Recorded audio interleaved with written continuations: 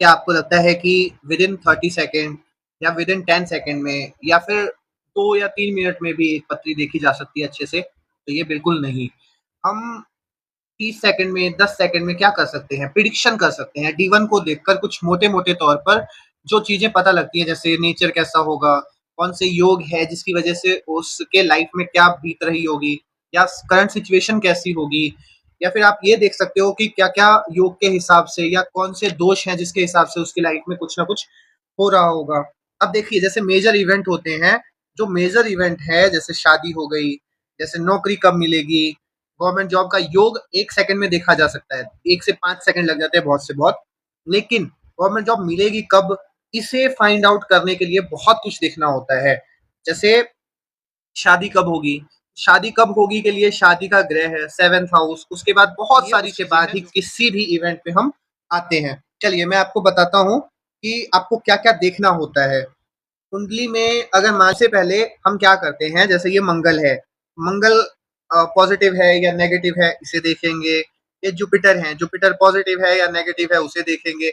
इसके लिए हमारे पास क्या होता है, छोटे छोटे टेस्टर्स होते हैं, या फिर इसे ऐसे कह लो आप कि हम कुछ सवाल करते हैं क्लाइंट से कि आप आपके साथ ऐसा हुआ था, आपके साथ ऐसा है, या आपका नेचर जो है बिल्कुल इस टाइप का है, आपकी सिचुएशन जो है आपकी वो ऐसी चल रही है। वो छोटे छोटे हम टेस्टर्स बताते हैं कि इस घर में, वो कैसे बताते हैं, बहुत सिंपल होता है। सैटर्न अगर 7th हाउस में है तो 7th हाउस में सैटर्न कैसा होगा, वो क्या फल दे रहा होगा, ठीक है। उस टाइप से हम पूछ के 9 के 9 ग्रह को देख लेते हैं कि कौन से ग्रह पॉजिटिव हैं, कौन से नेगेटिव। उसके बाद मान लीजिए पॉजिटिव नेगेटिव हमें ग्रह पता लग गया, फिर हम देखते हैं कि कौन से घर का मालिक कौन से घर में बैठे हुए हैं, ठीक है। जैसे लग्नेश कहाँ पे बैठे हुए हैं, सन की क्या पोजीशन है, उसके बाद चंद्रमा की क्या पोजीशन है। अब मान लीजिए जो सवाल आया है हमारे पास, जैसे नौकरी का सवाल आया है, तो 10th हाउस का और 6th हाउस का लॉर्ड कहाँ बैठा है, इसे हम ग्रह स्पष्ट कहते हैं। यानी कि कौन सा ग्रह कहाँ पे बैठा है और अपने घर से कितनी दूरी पे बैठा है। यानी कि 10th का लॉर्ड मान लीजिए कि यहाँ पे चंद्रमा है, मान लीजिए चंद्रमा यहाँ से किस भाव में जाकर बैठे हुए हैं, उसकी गिनती, वो कितना दूर बैठे हुए हैं, इस चीज को हम देखते हैं। इसे ग्रह स्पष्ट करने के बाद आपको देखना होता है नक्षत्र, ठीक है, कौन सा ग्रह कौन से नक्षत्र में बैठे हुए हैं। जब हमें नक्षत्र का पता लग गया, उसके बाद हम देखते हैं दशा। अब एक सवाल ये भी रहेगा कि नक्षत्र हम देखते क्यों है। मान लीजिए यहाँ पे मैं जुपिटर को उठाता हूँ कि जुपिटर जो है वो फल देंगे हमें, कैसे, नेचर क्या रहेगा उसके फल देने का, जल्दी देंगे, देर से देंगे, बहुत रुक रुक के फल आएगा, कैसा आएगा, तो वो किस नक्षत्र में है, उस वो स्वामी कुंडली में जैसे होंगे वैसा फल आएगा। फॉर एग्जाम्पल आप देख सकते हो जुपिटर जो है धनिष्ठा नक्षत्र में बैठे हैं, और धनिष्ठा नक्षत्र जो होता है वो मंगल का नक्षत्र होता है, और मंगल जो है दुश्मन राशि में फर्स्ट हाउस में बैठे हुए हैं। तो इसका मतलब क्या है, मंगल खराब है, जुपिटर का फल कैसा आएगा, खराब आएगा, एग्रेशन आएगा, लेकिन रॉन्ग, गलत एग्रेशन आएगा। वहीं जुपिटर की कंडीशन देखें तो नीच के हैं लेकिन वक्री हैं, और 5th हाउस में भी हैं, तो क्या होगा, यहाँ पे जुपिटर कुछ हद तक अच्छे फल दे जाएंगे, ठीक है। या जुपिटर ऐसा कह लो कि लगन को भी ठीक करने का काम करेंगे यहाँ पे, चाहे वो इस भाव की कमी कर दे या इस भाव का नुकसान करे, यानी 5th भाव का नुकसान करे। इसीलिए कि नेचर कैसा रहेगा फल देने का, इसके लिए हम क्या करते हैं, नक्षत्र को देखते हैं, ठीक है। उसके बाद जैसे मान लीजिए अभी के टाइम पे शनि का जो है वो चल रहा है, दशा जो है चल रही है, शनि देव को देखेंगे कौन से नक्षत्र में, यहाँ पे कट हो चुका है, तो हम मान लेते हैं कि शनि देव जो है हस्त नक्षत्र में है, ठीक है। यहाँ पे मान के चल रहा हूं मैं, हस्त नक्षत्र में है। तो क्या करेंगे, हम पहले चंद्रमा की कंडीशन देखेंगे, चंद्रमा कैसे हैं इस कुंडली में। अब देखो, चंद्रमा के पास बल तो नहीं है, चंद्रमा सन के साथ बैठे हुए हैं, तो क्या हुआ, यहाँ पे चंद्रमा थोड़े से कमजोर हो गए। जब चंद्रमा कमजोर हो गए तो सैटर्न का फल क्या होगा, सैटर्न का फल कमजोर होगा, ठीक है। यहाँ पे क्या है, या आप इसे ऐसे समझ सकते हो कि जो अगर चंद्रमा कमजोर है तो फल जो है सौम्य रहेगा, लेकिन वो बहुत रुक रुक कर रहेगा, एकदम से उतार चढ़ाव वाला फल रहेगा, 15 दिन बढ़ेगा 15 दिन घटेगा, इस टाइप का फल रहेगा, ठीक है। यानी कि नेचर जो रहेगा वो चंद्रमा का ही रहेगा। लेकिन जैसे अब मान लीजिए सैटर्न है, सैटर्न क्या है, वो खुद ही कर्म के देवता है। कर्म आप करोगे मान लो 10 रुपए का, तो क्या होगा, आपको 5 रुपए मिल जाया करेगा या 6 रुपए मिल जाया करेगा, ठीक है। ये इस टाइप का नेचर, फल का नेचर होने वाला है, ठीक है। अब मान लीजिए हमें नौकरी का देखना है, तो नौकरी के लिए हमने सैटर्न को पकड़ा, ठीक है। सैटर्न के डिस्पोजिटर जो हैं वो खुद नीच के हुए पड़े हैं, तो इतना अच्छा हमारा सैटर्न इस कुंडली में क्या हो जाता है, बहुत ज़्यादा कमज़ोर हो जाते हैं, ठीक है?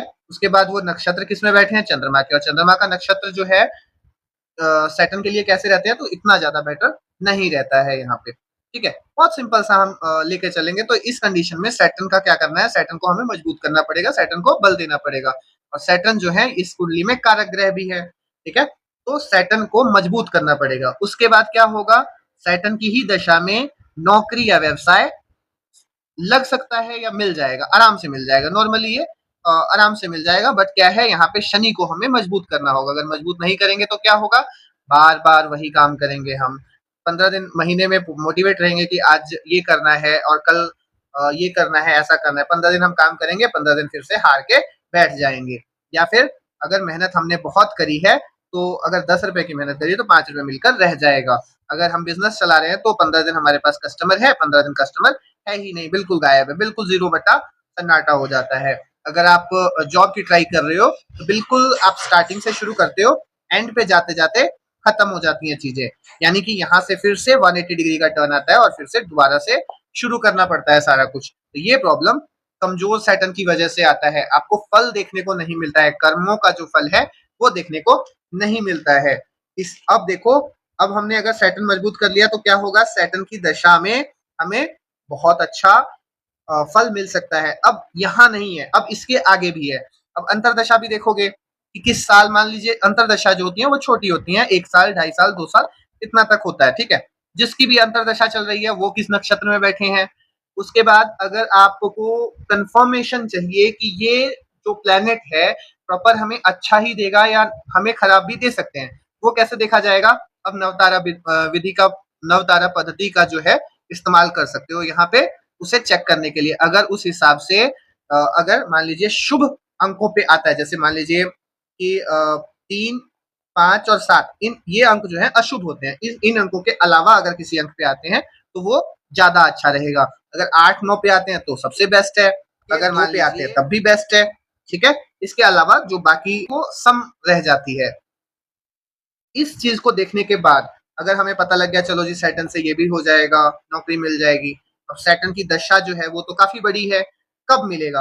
अंतरदशा भी हमें चलो सपोर्ट कर रही है कि चलो अंतरदशा में भी मिल जाएगा। इसके बाद हम क्या देखेंगे, ट्रांजिट को देखेंगे कि ट्रांजिट में क्या हमें प्रॉमिस मिल रहा है उस घटना होने का। अगर ट्रांजिट में भी मिल रहा होगा तो कंफर्मेशन मिलेगी कि हाँ उसी टाइम पे आपको नौकरी मिल जाएगी। इतना सब कैलकुलेट करना पड़ता है, इतना कैलकुलेट करने के लिए टाइम लगता है थोड़ा सा, ठीक है? ये आप 1 से 2 मिनट में नहीं कर सकते। अगर मैं अभी आपको बता ही रहा हूँ तो कम से कम 6 से 7 मिनट लग जाएंगे, ठीक है? अब इसको निकालने के लिए कम से कम तो 10 से 15 मिनट चाहिए ही चाहिए, ठीक है? अगर आपको एस्ट्रोलॉजी सीखनी भी है तो आप लोग कॉन्टैक्ट कर सकते हो और कंसल्टेशन के लिए कॉन्टैक्ट कर लीजिए। राधे राधे, जय श्री कृष्णा।